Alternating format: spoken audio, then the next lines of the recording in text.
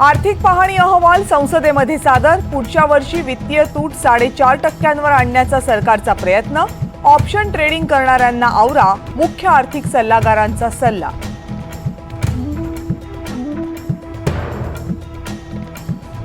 सह्याद्री अतिथीगृहावर शरद पवार आणि मुख्यमंत्री एकनाथ शिंदेंची बैठक संपन्न।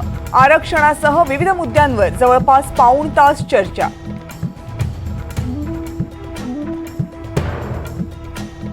सागर बंगल्यावर आज रात्री 8 वाजता महाराष्ट्र भाजपची महत्त्वाची बैठक। जागा वाटपाबाबत पक्षांतर्गत चर्चा होणार असल्याची माहिती।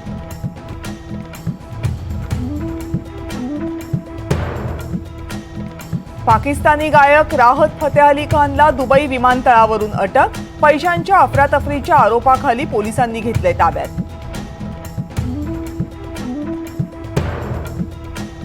नीट वादावर उद्या पुन्हा सुनावणी। 40 पेक्षा जास्त याचिकांवर सर्वोच्च न्यायालयातली आजची सुनावणी संपली।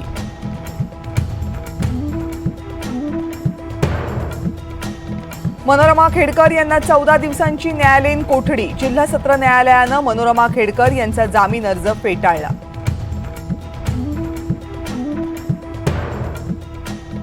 यूपीएससीच्या मसुरीमधल्या लाल बहादूर शास्त्री प्रशिक्षण केंद्रात प्रोबेशनरी अधिकाऱ्यांना प्रशिक्षण कालावधी दरम्यान सोशल मीडिया वापरावर बंदी।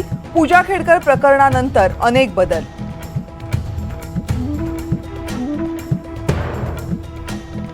कावड यात्रेदरम्यान दुकानांवर मालकाचं नाव लिहिण्याच्या निर्णयाला सुप्रीम कोर्टाची स्थगिती। उत्तर प्रदेश, उत्तराखंड आणि मध्य प्रदेश सरकारला नोटीस।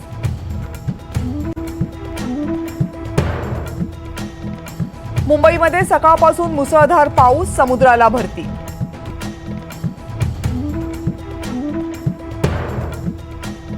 गडचिरोलीमधील मेडीगट्टा धरणामधील जलसाठ्यात वाढ। धरणाचे 85 दरवाजे उघडले। नदीकाठच्या गावांना प्रशासनाचा सतर्कतेचा इशारा।